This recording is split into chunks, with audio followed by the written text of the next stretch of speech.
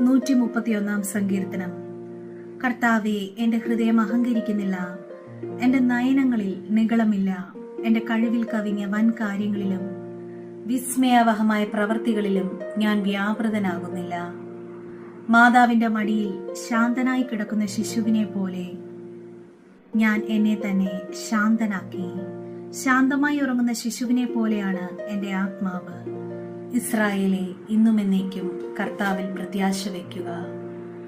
131 സങ്കീർത്തനം. ദാവീദ് രാജാവ് തന്റെ ശത്രുക്കൾ തന്നെ വലയം ചെയ്തപ്പോൾ പാടിയ സങ്കീർത്തനമാണ്.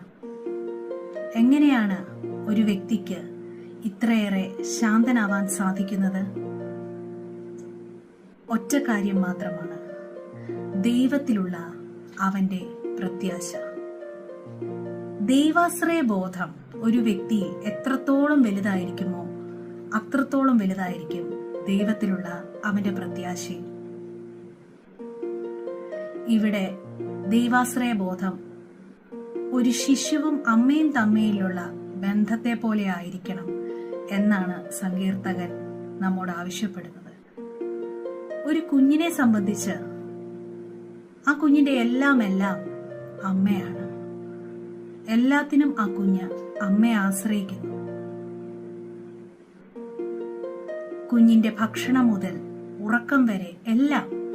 അമ്മയില്ലാത്തൊരു ജീവിതം ഒരു കുഞ്ഞിനെ സംബന്ധിച്ച് സങ്കല്പിക്കാൻ പോലും സാധിക്കുകയില്ല. ഈ ലോകത്തിലെ ഏറ്റവും സുരക്ഷിതമായ ഇടം ഒരു ശിശുവിന് തന്റെ അമ്മയുടെ മടിത്തട്ടാണ്.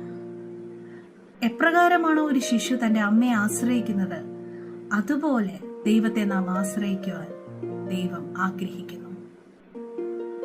അങ്ങനെ നമ്മൾ ദൈവത്തെ ആശ്രയിക്കുമ്പോൾ നമുക്ക് കൂടുതലായി ദൈവത്തിൽ പ്രത്യാശ വയ്ക്കാൻ സാധിക്കും. ദൈവത്തിൽ പ്രത്യാശ വർദ്ധിച്ചാൽ ദൈവത്തെ കൂടുതലായി നമുക്ക് സ്നേഹിക്കുവാനും സാധിക്കും. ദൈവം നമ്മെ ഓരോരുത്തരെയും അനുഗ്രഹിക്കട്ടെ.